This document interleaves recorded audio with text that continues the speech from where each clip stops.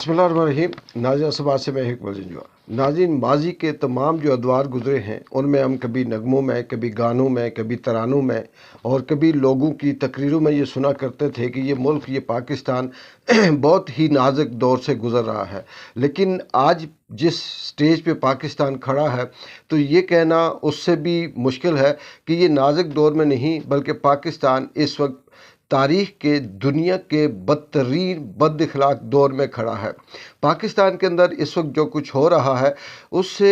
देखकर समझ नहीं आती कि बात को कहाँ से शुरू किया जाए और किस बात को लेकर आगे बात की कोई एग्ज़ाम्पल दी जाए कि मुल्क के अंदर क्या हो रहा है। फस्तायत की, जुल्म की, बर्बरियत की जो मिसालें इस मुल्क में पिछले कुछ सालों से या 2 सालों से जो कायम हो रही हैं, शायद कि ये इससे पहले, इस्लाम से पहले या उससे भी पहले जब जहालत का दौर था उस दौर में भी ये वाली सूरत हाल नहीं मिलती। यहाँ पर सिर्फ एक वोट लेने के लिए, आईनी तरमीम के लिए, इमरान खान को सज़ा दिलवाने के लिए, अपनी नौकरी पक्की करने के लिए, अपने जो कुर्सी है, जो करप्शन है उसको जायज़ करार देने के लिए ये बच्चियों के साथ रेप भी करते हैं, ये बच्चियों को उठाते हैं। इस मुल्क का कानून अंधा है, माएँ गायब हो जाती हैं, बीवियों को रातों को उठाते हैं, लोगों के बच्चों के जिस्म से प्लासों से मांस छीन वो उनके साथ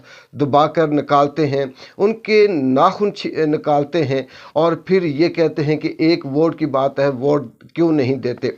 इससे आगे जाएं तो तुलबा के साथ क्या जुल्म हो रहा है। कौन सा ऐसा मुल्क है जो अपने ही मुल्क के तालिब इल्मों को, उन बच्चों को जिनको ये मुस्तकबिल कहते हैं, दुश्मन के बच्चों को हम पढ़ाएंगे जो नारे लगाते हैं, वो किस तरह से तुलबा के ऊपर जुल्म कर रहे हैं। यहाँ पर कोई शख्स महफूज नहीं है, न तुलबा महफूज हैं, न वकला महफूज हैं, न डॉक्टर महफूज हैं, न सरमायादार महफूज है, न मज़दूर महफूज है, न बच्चियाँ महफूज हैं, न माएँ महफूज हैं, न इस मुल्क का किसान महफूज है, न इस मुल्क का साफ़ी महफूज है, न इस मुल्क का राइटर महफूज है, न इस मुल्क का सिंगर महफूज है, न इस मुल्क का पेंटर महफूज है, न इस मुल्क का फ़नकार महफूज है, न इस मुल्क का ऐसा पेंटर या मुसव्वर महफूज है। जो बोलता है उठाया जाता है, जो बोलता है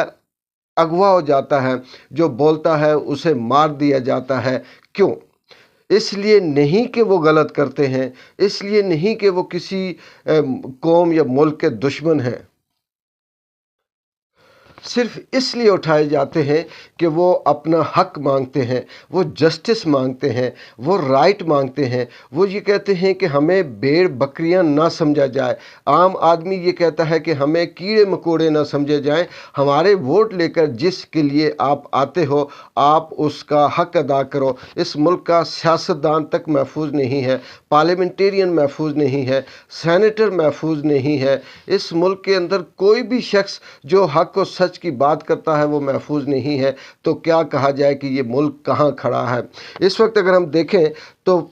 हैरत अंगेज़ बात है कि काजी ईसा फ़ाइज़ जो chief justice of supreme court है, जो पाकिस्तान की सबसे बड़ी अदालत है, जिसका वो जस्टिस है, वो काजी है, वो सिर्फ़ और सिर्फ अपनी 3 साल की नौकरी को एक्सटेंशन देने के लिए वो सारे जुल्म कर रहा है, वो ज़्यादतियाँ कर रहा है, वो आंखें बंद करके अपनी मर्ज़ी के फ़ैसले दे रहा है, मर्ज़ी के बेंच बना रहा है। और पहली दफ़ा सुना है कि ऐसा जज भी है जो उस बेंच में बैठता है जिस बेंच ने फैसला खुद उस काजी के हक में देना है, जिसने पिछले 50 साल से कोई खिदमत नहीं की, कोई बेहतरी नहीं की, वो 3 साल मज़ीद क्या बेहतरी करेगा। आगे अगर हम आते हैं इस्टेब्लिशमेंट को देखें तो इस्टेब्लिशमेंट सिर्फ़ और सिर्फ अपनी ताकत में इजाफे के लिए, अपनी मज़ीद ताकत बढ़ाने के लिए, अपने जो इख्तियारात हैं उनको मजबूत करने के लिए सारी तगोदो कर रही है। सब कुछ इख्तियारात जो दिए हुए हैं, जो मारदार है, जो उठाना है,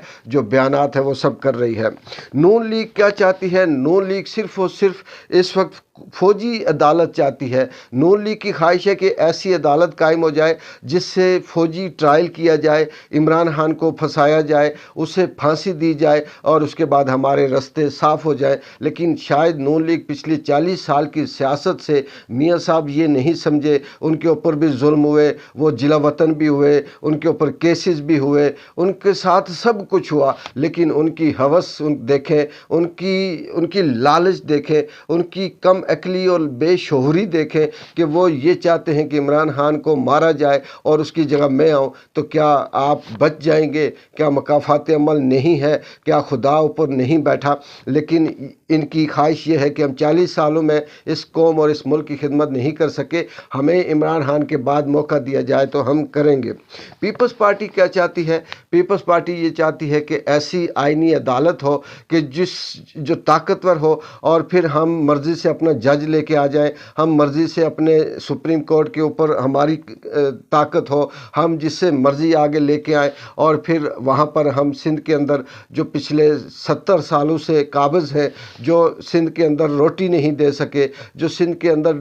صحت نہیں دے سکے، جو سندھ کے اندر تعلیم نہیں دے سکے، جو سڑکیں اور عام آدمی کو شعور نہیں دے سکے، وہ یہ چاہتے ہیں کہ اب ہم دیں گے، ہمیں موقع دیا جائے۔ ان ساری چیزوں کو سامنے رکھیں تو پاکستان کی جو حسینہ واجد ہے، پاکستان کی حسینہ واجد کے منہ پہ صرف اس وقت وہ خون لگا ہوا ہے جو یہ چاہتی ہے کہ میں اتنی طاقتور بن جاؤں کہ میں یہ کہوں کہ چپ ہو جا تو پورا پاکستان چپ ہو جائے، میں یہ کہوں کہ بولو تو سارا پاکستان بولے، یہ میڈیا میرے کہنے پہ بولے، یہ لکھنے والا میرے کہنے پہ لکھے۔ پاکستان کی حسینہ واجد کو یہ نہیں اندازہ شاید کہ وہ بھی اپنے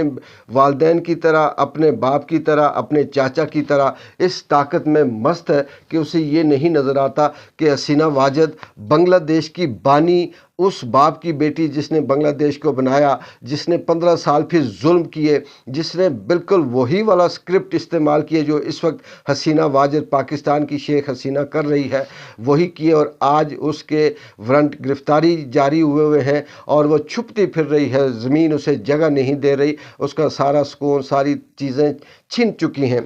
اب یہاں پہ ان سب کو ملا کر جو سوال پیدا ہوتا ہے کہ پاکستان کی عدالتیں، قاضی کیا چاہتا ہے، نون لیگ کیا چاہتی ہے، میاں کیا چاہتا ہے، زرداری کیا چاہتا ہے، اسٹیبلشمنٹ کیا چاہتی ہے، یہ سارا جوڑیں تو یہ صرف یہ چاہتے ہیں کہ جو کچھ ہو وہ انہی ہی کے لیے ہو، وہ کسی ملک کے لیے، کسی عوام کے فائدے کے لیے نہیں سوچتے، نہیں چاہتے۔ چاہے یہ جو شنگھائی تعاون تنظیم، سب ڈرامہ، سب دکھاوا، کچھ بھی نہیں اس سے نکلنا۔ انڈیا کے ساتھ مذاکرات، انڈیا کے ساتھ تعلقات اچھے کرنا، کشمیر کے سودا کر کے کشمیریوں کو بلا کر اپنی جو 2 دن کی ان کی جو کرسی ہے اس سے مزید مضبوط کرنے کے لیے یہ ایسی حرکتیں کر رہے ہیں۔ جو شخص اس ملک کے لیے سوچ رہا ہے، جس نے عوام کے حق میں بات کی، جس نے کشمیریوں کے حق میں بات کی، جس نے فلسطینیوں کے حق میں بات کی، جس نے یہ کہا کہ جب تک کشمیریوں کو انہیں حق نہیں دیا جاتا ہم انڈیا سے تعلقات نہیں رکھتے، جس نے یہ کہا کہ فلسطین سے، اسرائیل سے اس وقت تک تعلقات نہیں رکھیں گے جب تک وہ فلسطین کو اس کا حق نہیں دیتی، آج وہ شخص صرف اس لیے جیل میں بند ہے کہ وہ ان سارے لوگوں کے راستے کی رکاوٹ ہے۔ وہ شخص جو عوام کے لیے سوچتا ہے، وہ بلوچی، وہ وزیرستان والے، وہ قبائلی جن کو ساری زندگی مارا گیا، جن کے اوپر ڈرون گرائے گئے، جن کو غدار کہا جاتا ہے، جن کو اٹھایا جاتا ہے، ان کو اپنے اس دائرے کے اندر لانا، ان کو ایک قوم بنانے والا آج صرف اس لیے بند ہے کہ وہ اس ملک کے لیے سوچتا ہے، اس قوم کے لیے سوچتا ہے۔ ماضی کی تاریخیں، اگر اسلامی تاریخیں بھی پڑھیں تو ایسے قدرت کے معجزے ہم نے دیکھے کہ جب اللہ تعالیٰ کسی شخص کو بچانا چاہتا ہے تو اس کے بدترین دشمن کے دلوں کو بدل دیتا ہے، اس کے بدترین دشمنوں کو متحد کر دیتا ہے، اور وہ دشمن پھر اس کا ساتھ دینا شروع ہو جاتے ہیں۔ وہ مولانا فضل الرحمان جو کل تک عمران خان کا دشمن تھا، عمران خان اس کا دشمن تھا، آج مولانا فضل الرحمان سب سے بڑی چٹان بن کر، سب سے بڑی رکاوٹ بن کر ان فسطائیت، ظلم، بربریت کرنے والوں کے سامنے کھڑا ہے۔ اور عمران خان کے لیے آخری امید اگر کوئی ہے تو وہ اس وقت مولانا فضل الرحمان نظر آتا ہے، نہ کہ عمران خان کی اپنی جماعت۔ دیکھتے ہیں کہ اللہ تعالیٰ قدرت آنے والے چند دنوں میں کس طرح سے پاسا پلٹتی ہے اور کس طرح سے اس شخص کو سرخرو کرتی ہے اور کس طرح سے ان سب کا منہ کالا کر کے ان ہی کا کیا ہوا ان ہی کے منہ پہ مارتی ہے۔ اقبال جنجوع کو اجازت دے، اللہ حافظ۔